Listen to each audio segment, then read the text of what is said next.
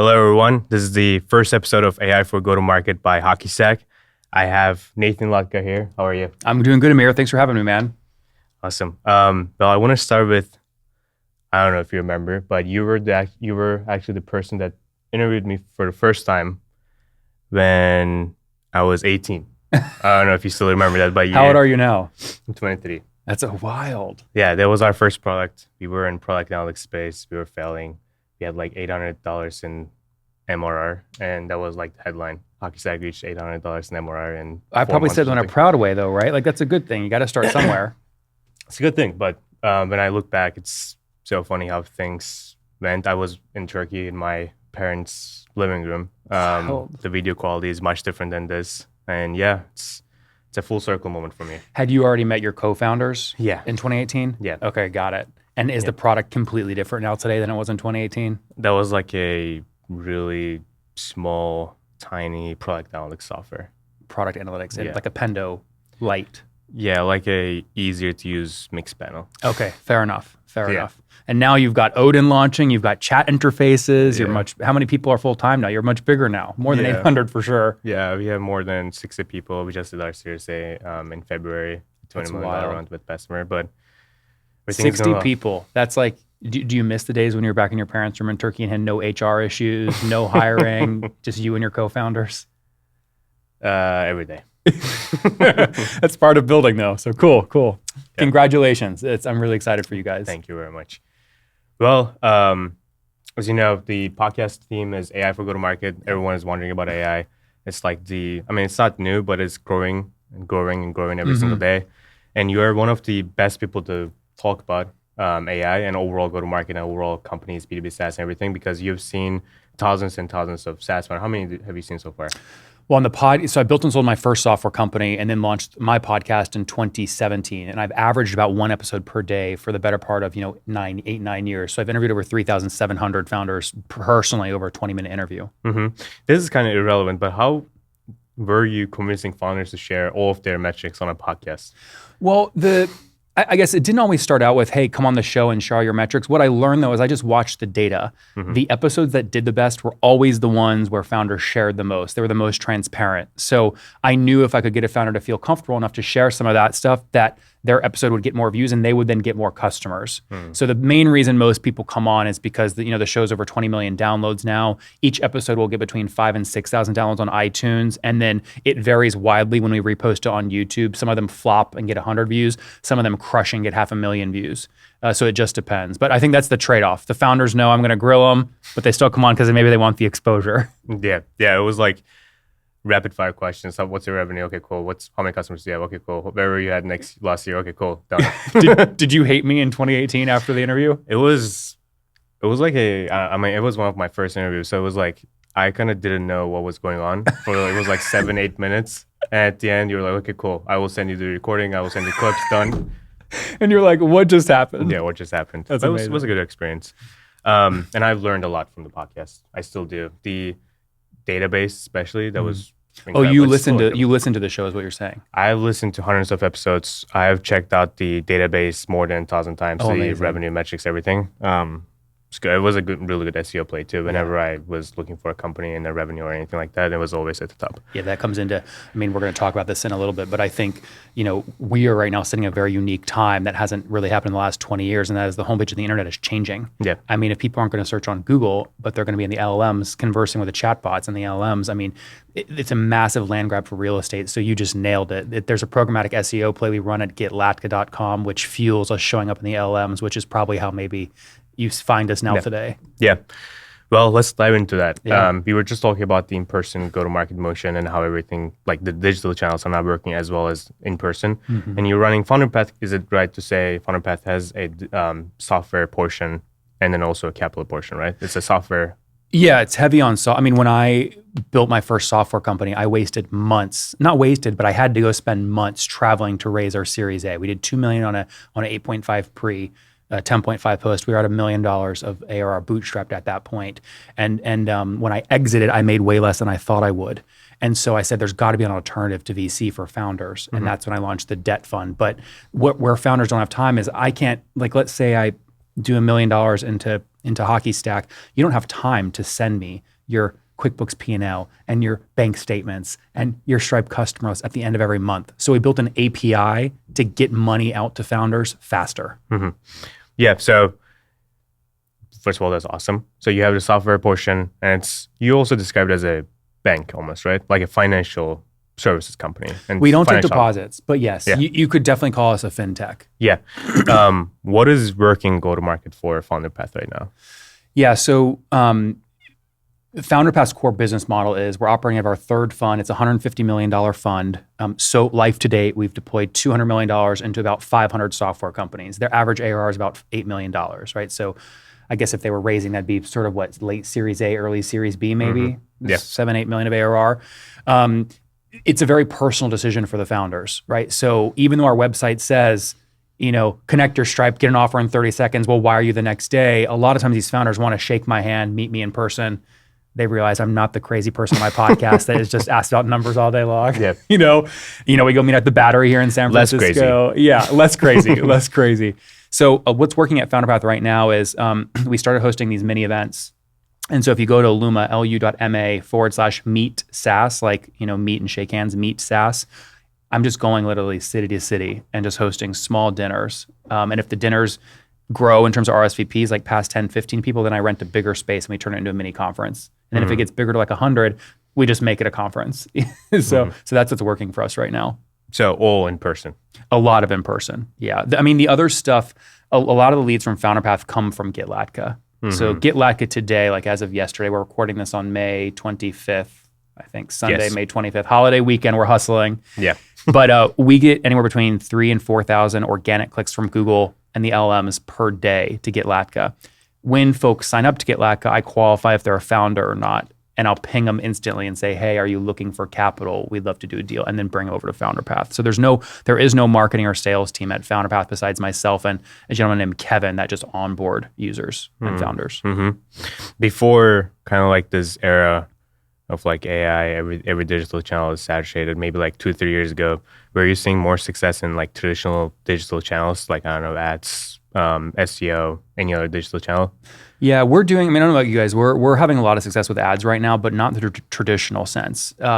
Most of you guys, you're probably running ads. You're spending $20,000, $30,000, $50,000 a month on Google. You probably pay an agency $5,000 a month just to manage it, right? And then maybe they take 2% of whatever the GMV is you're putting through their agency. What we have found is that the highest performing, measured by click-through rate and cost per click and cost per lead, CPL, CTR, CPC, those are all what's performing best. Is I will go on LinkedIn every morning and I will go find anyone talking about a founder, talking about how fast they've grown revenue, or a tiny team with giant revenue, or something SaaS related. And anything with more than 100 likes and maybe 20, 30 comments, I'll comment and say, hey, I'd love to feature you on our next webinar. Are you game to come on? Then my audience boosts that comment thread because they see me engaging. And what happens is it usually will take off. We'll then promote that other person's content as a thought leader ad. But the trade-off is I'll say, Emir, your post is going viral.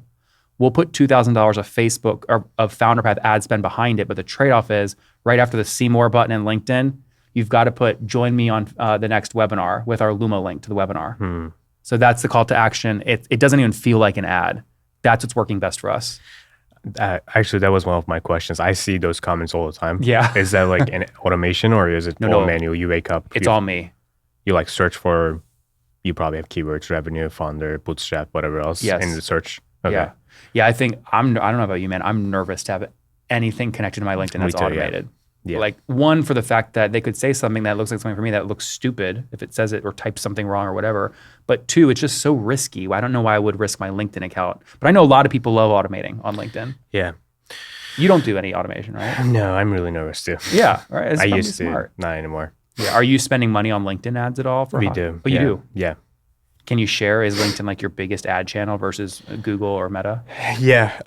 We have gone through a lot. So we have gone through like 10K a month to 100K a month, 120K a month. Right now it's like 40, 50K a month. Okay. The interesting thing about LinkedIn or any other paid channel is, like, early on in the journey, we made the mistake of, okay, LinkedIn is generating X amount of pipeline, let's say $2 million, $3 million in qualified pipeline a month. If we double it, then we'll get $6 million. That's like a traditional mistake. So we increase that quarterly, monthly but nothing changed. And what we found out is if you're investing in one channel, then you need to invest in all the other channels so that one channel can basically generate more pipeline. So basically what we have done is we cut it in half. And then we even decrease that even more. Then even more? Our spend, we cut it in like half. Decreased it even more. Yeah. We cut it in half. We then decreased it a little bit more. And then we started an outbound team. So we now have 6 SDRs and a head of sales opened. And their entire flow is all automated. So they basically start at 9 a.m. all the way to 5 p.m. They do cold calls only. Oh, wow. And then like 5 p.m. to 6 p.m. they usually do follow-ups and other admin tasks. Okay. And each one of them generate as much as LinkedIn. But what happens is those people that hear about us on cold calls, they also see the LinkedIn ads. So then once they see LinkedIn ads, when they go Google, they see us again. Yeah. So basically LinkedIn right now is working better at like a 40% of the cost. But now we're investing in another channel that basically makes LinkedIn more efficient. Yeah. Now basically if we add in-person events, which is what I want to do, we have a Giants game in 2 weeks. If you're in San Francisco, I would love for you to come. That's you do in-person events. Just, yeah. Can I ask what that costs? This suite was 4,700. Okay, got it. And how many people can you invite? 20 people. Yeah. Okay, that's not bad. So it's like divide by 10, 470. So yeah, you're paying like 250 per person. Yeah, and then I think this one doesn't have food. So $100 per person. If you invite 20 people, it's like 2,000. So it's, yeah, 600-700.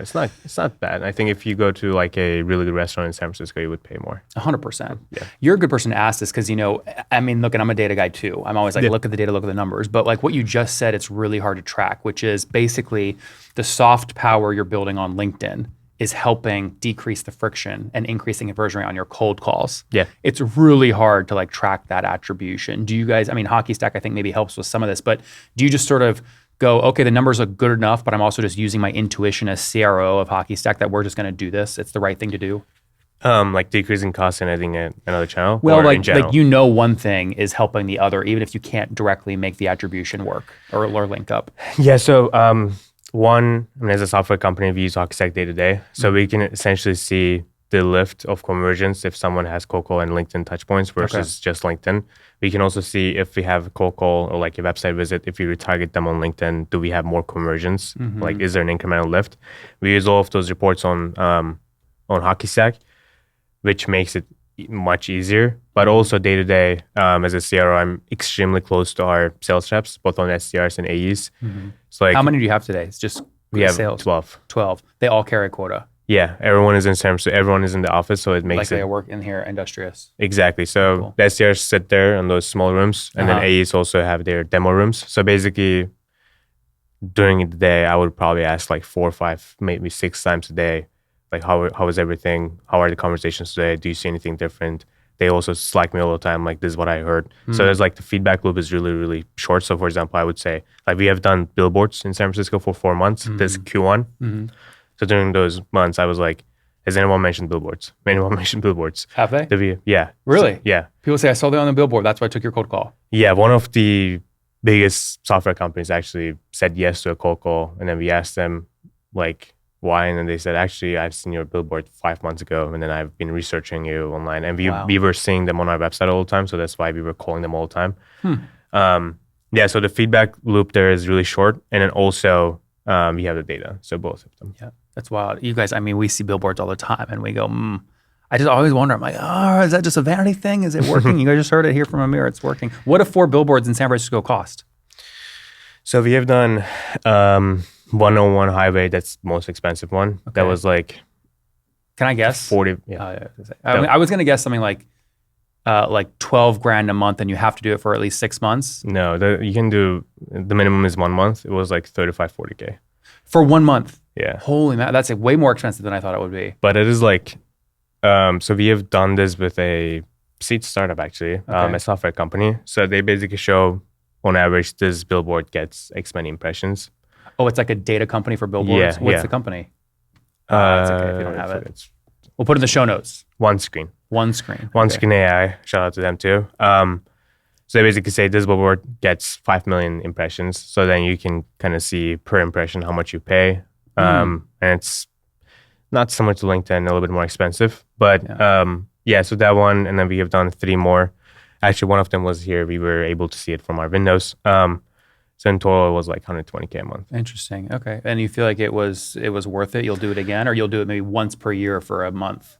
What works really well for companies is you go to a city and you take over every single spot. So just go all in or all out? Yeah. So San Francisco is a little bit harder to do that, but like places like Austin, for example, is perfect. Yeah. Or like we have like health tech companies that do this in like Northwest. For example, we had one customer that basically told me like we have done this in some city in Midwest. I don't remember the city, but they have basically spent 30K. And they track it all on HockeyStack. Yeah, and then they were basically in every single street of that city. Wow. Because it's much less expensive than San Francisco. Like companies like Ramp, for example, they do this all the time. You can see Ramp everywhere in San Francisco. That works a little bit more. We want to test it. We wanted to test it with like a couple spots. It worked well. Yeah. But I think next step, I probably wouldn't do it in San Francisco because like $1 million. It's noisy. Yeah. Yeah. Yeah. You're also investing in media, right? Media is people I think overlook media, especially like in the age of AI. But you know, media is just like code. Like it's marginal value. You create it once, you record a minute, you write one line of code, and it can deliver value forever depending on what your distribution looks like as you launch it. Yeah. What got you? I mean, you guys, this is a cool office. You guys can't see here on the screen, but this obviously looks very cool behind us. But literally on the other side, there's a massive wall that's probably 30 foot long, and it's probably 10 feet tall with just the whiteboard schematic stuff. And then, you know, there's probably like 4 or 5 tables in this room. And then you guys, it sounds like, have other rooms for your sales reps. Yeah. But why invest in media? Yeah, so media, I mean, from day one, we have always invested in like founder brand, our LinkedIn content. I've been doing LinkedIn for the last 2.5 years, so I've been posting every single day. I still do. Manually, or do you use any tools for that? No, I don't use any tools. Manually. Yeah. So what I found out is LinkedIn or like any type of social media, LinkedIn works well for us because we target enterprise, mid-market enterprise B2B software companies and their GTM leadership. That's where they hang out in. Basically the impact of LinkedIn or like any type of founder brand or employee brand, we also have employees that post regularly on LinkedIn. That is like not even comparable to any other go-to-market channel. Like it's the best. Yeah, it is the best. Like people associate themselves with HockeyStack through a person, and also you can basically like imagine. Like whenever someone asks me a question like this, I'm always saying like, if you wake up tomorrow, imagine you can say something and then in one day 50,000, 60,000, sometimes 100,000 people see it. Like my best post last month was 1 million impressions. I wake up one day, I write something and 1 million people see it the next day. Like that is something that you cannot compare that to anything else. Why do you think that post worked? That was a traditional comment to get posts. Okay. What was the tease? What were you teasing? It was like 6 months ago we had $0 in qualified pipeline from Upon. Today we have XYZ million. Here's what we've done, and then comment to get the playbook. And then 10,000 people commented.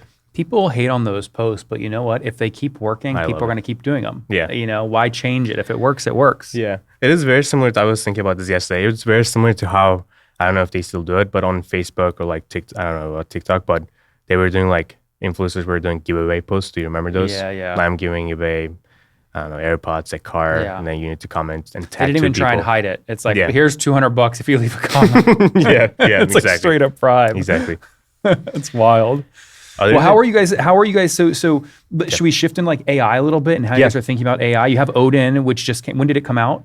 6 months ago. 6 months ago. What are you seeing? Are people using it? You want to describe what it does for folks? Yeah.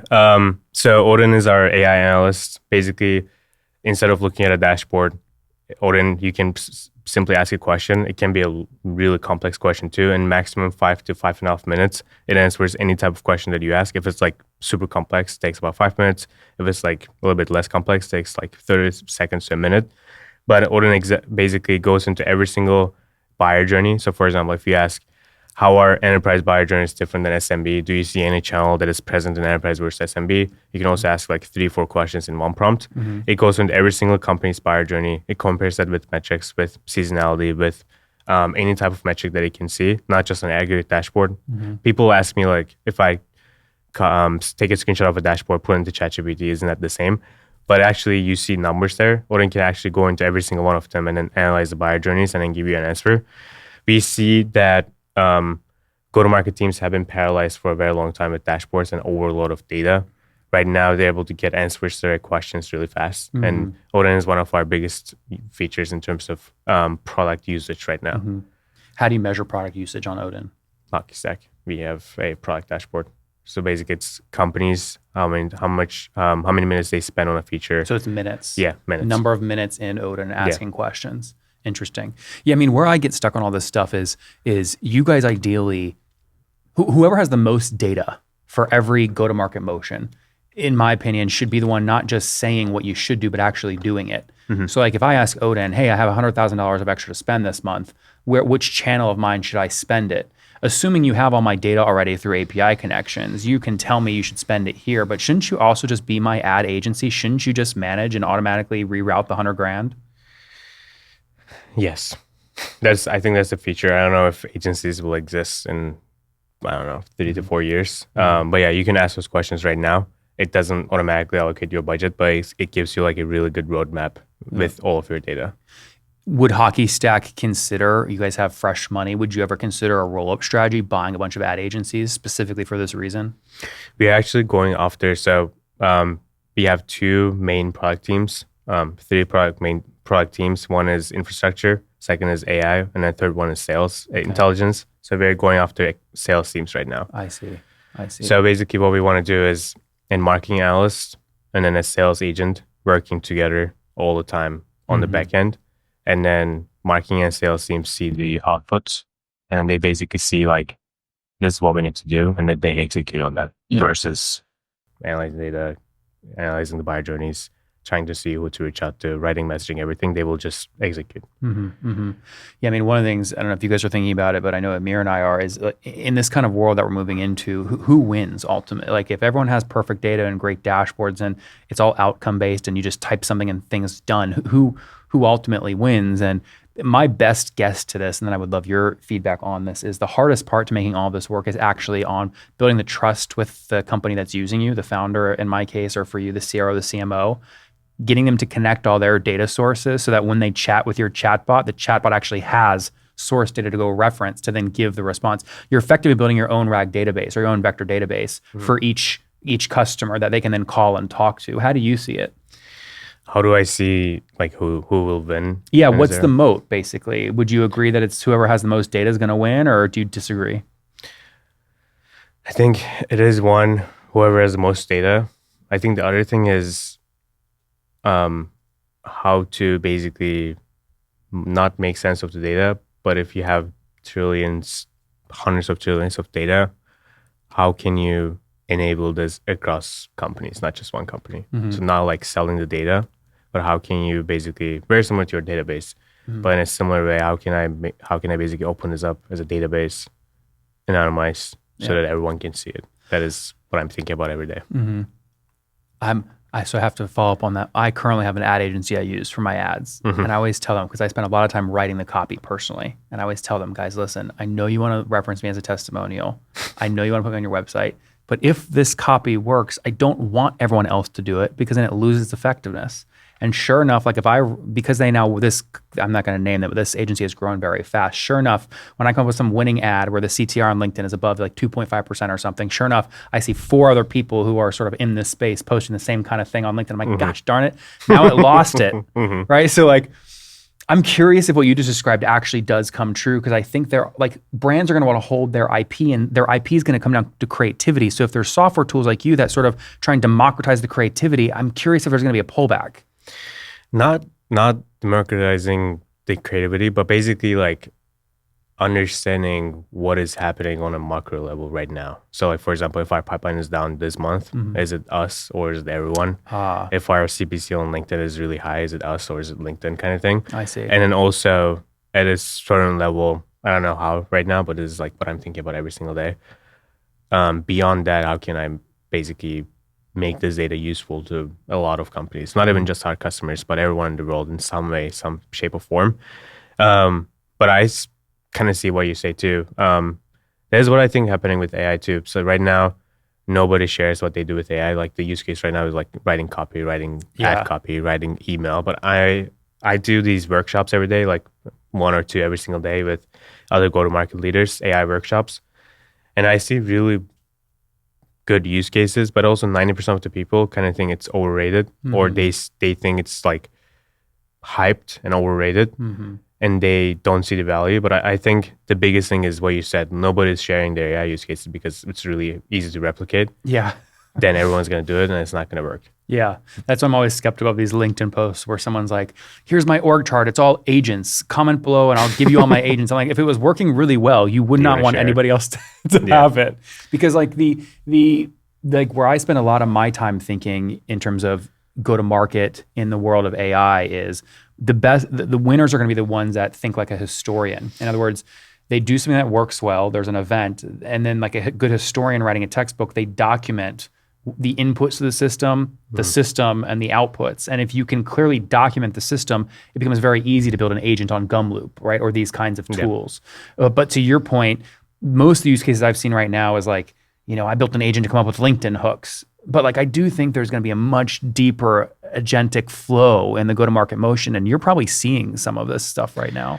Yes, I think what's going to happen is very similar to Palantir. Like, for example, you cannot go buy Palantir. Yeah.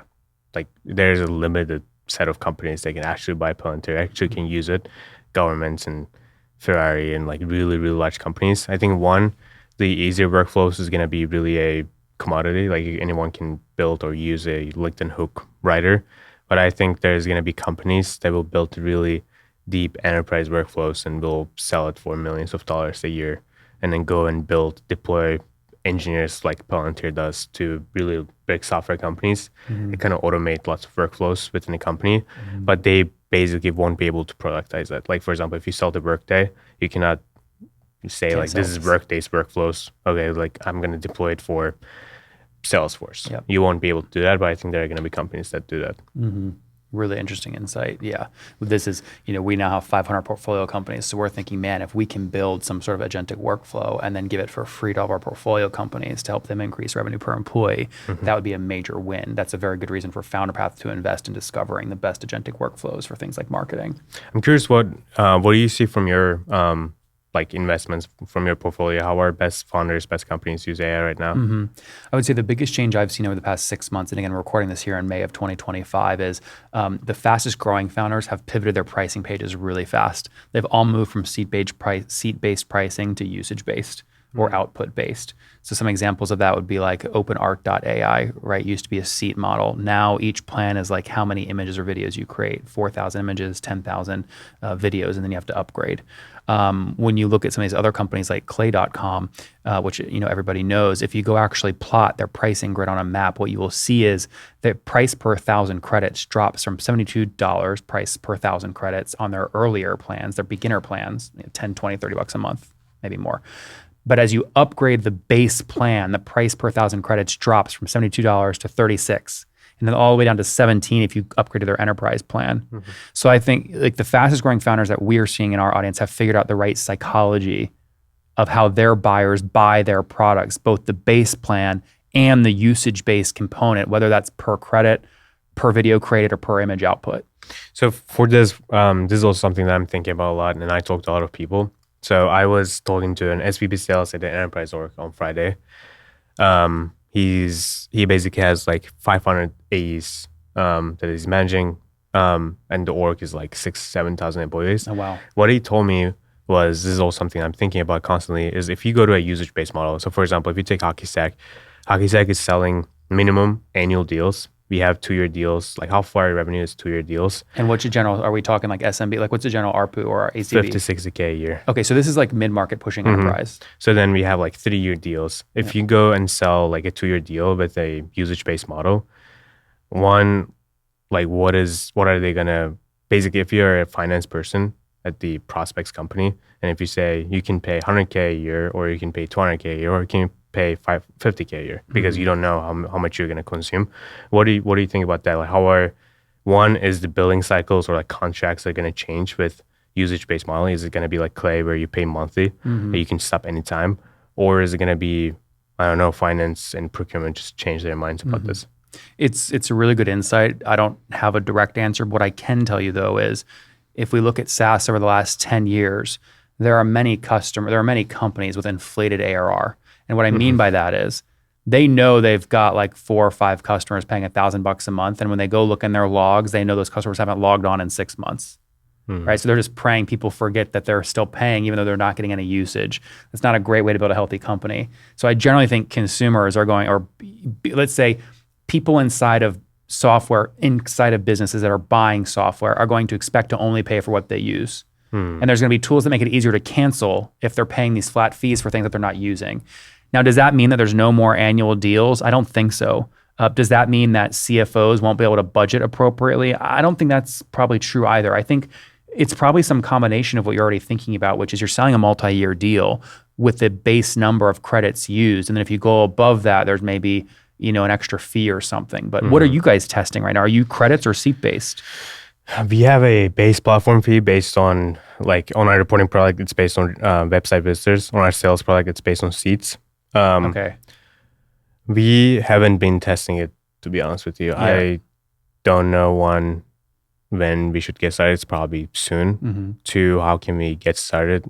I don't want to risk revenue as any founder. Our CROs ask you have a tight feedback loop with everybody sitting out here. Has anyone said, hey, these guys don't want to pay seat-based, they just want to pay for usage? Definitely, people don't want to pay for seats. Really? Interesting. Yeah.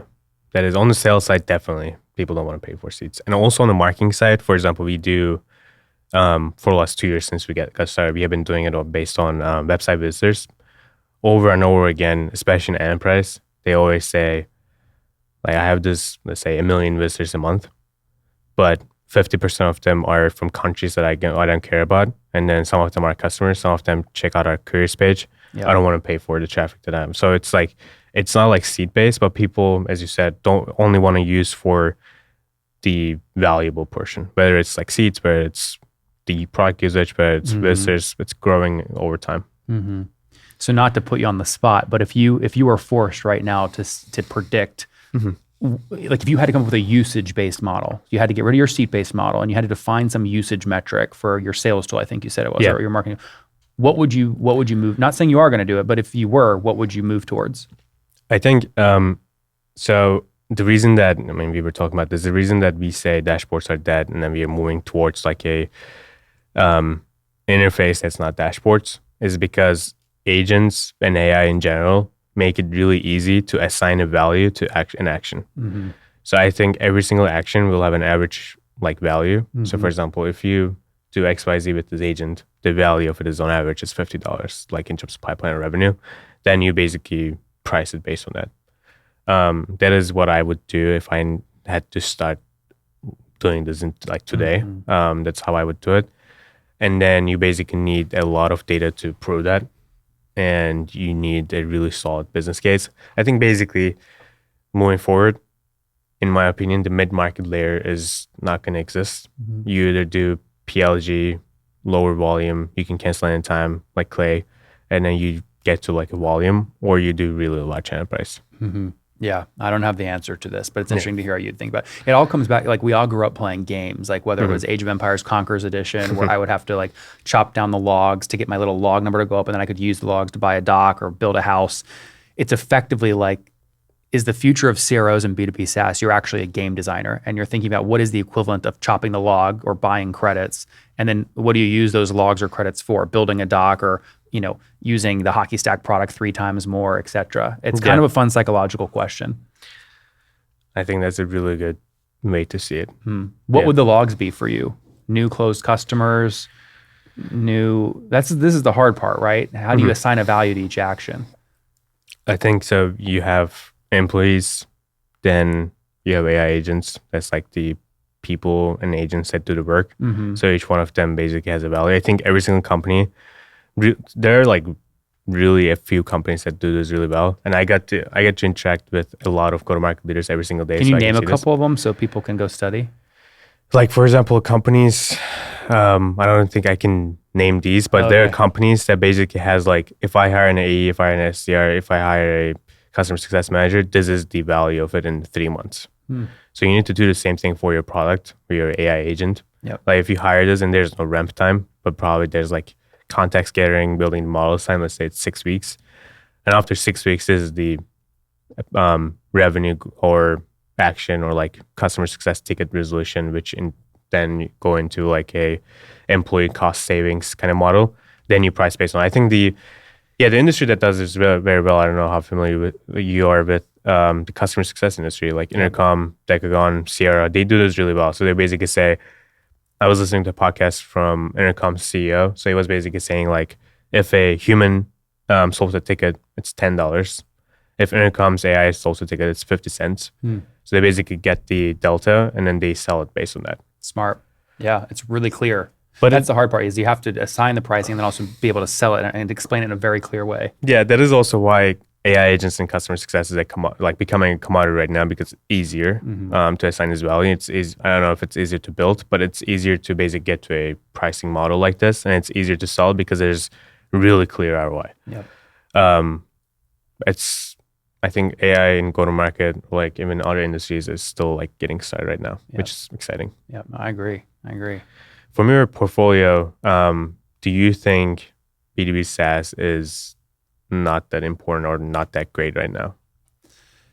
I mean, I think, look, there's a lot of people saying B2B SaaS is dead, and I think it does well as sort of a LinkedIn headline. But what I would say is, never before in our lifetimes, at least. How old are you now? 23. Yeah, I'm 35. Like, certainly not in my lifetime have I seen this much change in such a short amount of time in the tech space. So is B2B SaaS dead? No. Is it changing the fastest we've ever seen it change? Absolutely, yes. And those people that are not moving and quickly updating fast, I think are going to get totally left behind. So as always in startup land, speed, talent, consuming a lot of information to then distill it and understand what's important for your business and not, those are the most important things today, I think. Mm-hmm. And then you mentioned in-person events being like the biggest go-to-market motion for Founder Path right now. What are other channels that you want to test or you want to bet on? Yeah, so in-person events work really well. I already covered sort of the LinkedIn ads that we're doing. Those are really the big ones that we're doing. I mean, we've tested a lot of things, but it's really hard to run all those things effectively. We kind of found something that works really well. We're going to go all in on that. It's also just like, I don't know about you, but like when I'm forced into like doing things that I don't personally enjoy, I do a worse job. And I just really love in-person events. So naturally their numbers are going to be better, right? Like, so I'm leaning into that. Like I'm leaning into like my Venn diagram of strengths. That's like just where I'm going to lean in, LinkedIn and in-person events. But the in-person events, when I think about it, is not going to scale, right? Like you cannot be in Austin right now, in San Francisco and New York and Miami all at the same time. You're also bootstrapping, right? Or you don't need to report to a board. We're a fund, right? So it's a little tricky, but you don't have anyone to report to. No one can say, why aren't you growing 10% month over month? So it's like your own business. I hold myself to a pretty high standard, so I'll put myself up inside the same way you would. Yeah. Is that like a concern for you, or is it growing fast enough that you don't even care about, like, is it going to scale 10x, 20x, 30x with in-person events? Yeah, I mean, so that question is different depending on your business model. Remember, Founder Path is a fund, right? So the way we make money is I go raise money from banks at really low rates. I then find great founders to then lend that money to who want to save their equity, and I make a spread in between. So I have to be very careful not to lend money to companies that I don't think are going to pay back, because if one or two companies blow up, the whole fund is gone. Those are called charge-offs in our world. And you've seen some lenders in our space go under because of this. I want to be doing this, Emir, for like 10, 20, 30 years. I love it, right? So like I'm pretty conservative. We get about 50 million of capital requests per month at Founder Path. We're only approving about 10 million. So you can do the math on that, 20% acceptance rate. Now, to your point about scaling, if I can scale my time and be in, let's say the max I can do energy-wise and everything is 2 cities per week. That means I can hit 10 cities per month. Well, the way you would sort of scale, because we're a fund, is you would just increase your average check size. So instead of doing 200K checks, we're now up to average size of $1 million checks. Well, if we increase the size, the same number of dinners, same kind of founders, but we increase the check size to 2 million, I just doubled the business. Yeah. Makes sense. I actually want to, before we wrap up, I want to ask a few personal questions. Hit me with the personal stuff, So I was watching, do you know owner.com? Yes, incredible story. Really good, incredible founder. 100 million Series D recently? C, I think. C, okay. He actually dropped out from high school. We dropped out from college. The founder is still young. I think he's like 24 or 25. Really incredible story, really high growth. I am a big fan of their CRO, Kyle Norton. We talked 2 weeks ago or so. He's phenomenal.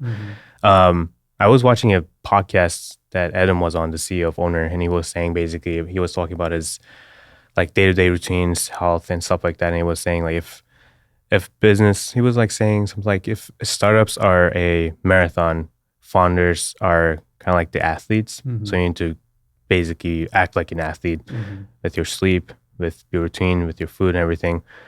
You have been in the game for how many years? 10 plus years? Yeah, I wrote my first line of code in Virginia Tech, Southwest Virginia, when I was 18, and I'm 35 today. So 17. That was 5, 6, 7, 17 years ago. So for the last 17 years, you have been in the game. I mean, being a founder, in my opinion, is one of the hardest jobs. There are probably other hard jobs too, but it's extremely hard. Yeah. How do you maintain your energy? I mean, you have a really high energy.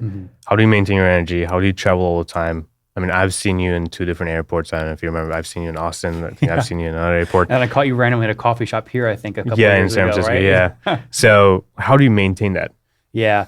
I would say the best answer I can give to this is you have to actually listen to like your energy. See, most founders can't listen to their energy because they have other stakeholders, like a board they have to respond to, or co-founders who expect something of them. I learned at my first software company where I had a board and 2 co-founders. Like I learned what I liked and didn't like. And so I'm in a unique position right now as a solo founder with a board who's basically advisors that I really enjoy. And so what that enables me to do is listen to my energy. If I'm doing something that like takes my energy, I can just stop doing it and go all in on things that do. Whereas most founders can't do that. Like you can't stop managing sales reps. If that is not a high energy, I'm not saying it is, but you probably love it, right? But if you didn't like it, you couldn't stop it. As a CRO at a fast growing Series B company, you have to do that, right? I don't find myself in many positions during the day going, I've got to just push through this. I have to do it. And that's why I can keep my energy pretty darn high. Do you have any like routines that you do every day? I think you run a lot. I do run. It's really, I think, and by the way, like Nathan, his name's Nathan too, I think, right, at Owner? Or Adam, yeah. Bill. There was also a post about like him working so hard one night, like he collapsed and his founders had to like, or his partner or someone had to like take him to the hospital and like re-energize him because he was like super intense. So like these things go like both ways. I mean, the best correlation I have is, I try to date, I know I'm a fun guy, I try to date, you open up all the apps, but like I meet people and I'm like, hey, why don't you just bring your computer to Cosmic Coffee in Austin and we can work together? And they're like, what the fuck are you?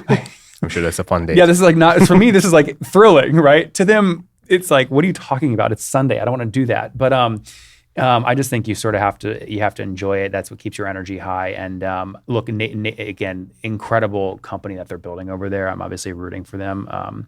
We'll see what happens. How often do you work out? So my rules, you asked, sorry, I avoided the question.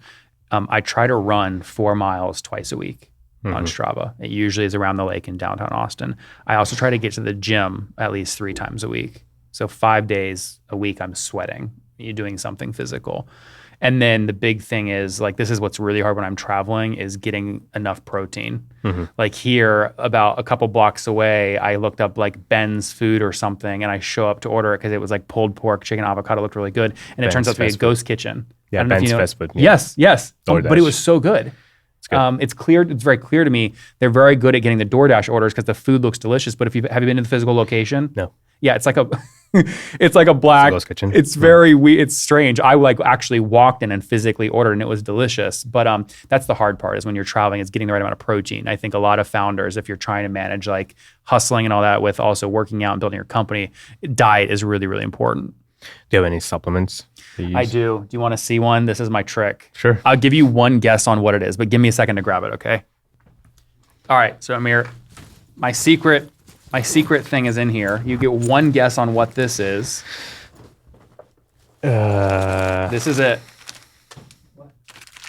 This is my secret supplement. I carry it with me everywhere I go.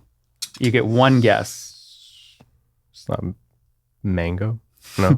How about this? You get one question. You can ask me one qualifying question, and then you get one guess. I actually am due for today, so I'll actually go ahead and... Is it like... I do 4 per day. Start with a C. Who knows? Creatine? It's creatine. And now I'm going to sound like really loud chewing in the mic, but I couldn't do the powder because it doesn't get through airports and it looks like cocaine. So I found gummies, and these are amazing. Like, I'll take them now. It'll give me energy for the rest of the day. Really? I can hit the gym and still be like all in. You just have to drink a crap ton of water. But this is my secret. You don't drink coffee? You do? I do coffee in the morning. Yeah. Do you do anything like this? I used to, but not anymore. Yeah. You guys were all thinking like, oh my gosh, Nathan's going to bring out a Cocaine. pot of weed or something in the middle of You think I would do that on Amir's first podcast on his new show launching? No. You can do the second one. There we go. Just creatine. Nice. Cool. Is there anything else you want to talk about or anything you want to end off the show No, with? this was great. But for other people in B2B SaaS thinking about launching their own show, you guys are getting this going. It's your first episode. What's your plan? How do you plan to get distribution? Yeah. So this is basically a part of our bigger plan. We are moving away from dashboards to a channel interface. We are moving away from just marketing reporting to marketing and sales as like AI for go-to-market company.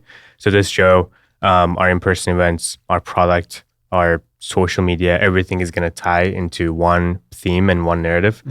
And then a part of it is going to be people like you who inspire me, who I talk to, friends, partners. Some of them are going to be customers, and some of them are going to be people that we want to sell to. So it's like a overall shift in our company. And this is not just like a show. We are also shifting the way that we talk about our product, the way that we sell our product, the way that we do customer success, the way that we do finance, everything into this new era of AI. So it's going to be one of those pillars, a small pillar. How we're going to do distribution is one, we have a great studio. We spend a lot of time, Jake actually behind the camera, shout out to Jake, who spent a lot of time building this great podcast studio. So we want to bring people to our office to do shows like this. Also, we want to tie that into in-person events. We do panels. We do really good in-person events at our office. So it's going to be one in-person interaction, two clips on social media. We have like 100, 120K followers on LinkedIn across our team and me. It's going to be that, and it's going to be people sharing it. Yeah. Well, look, I'm rooting for you guys. I missed out in 2018 when he was still in Turkey in his parents' basement. I should have said, you're not allowed to come on the show unless you let me write a $10,000 angel check. I'd be rich today, richer than I am. I'd be so rich.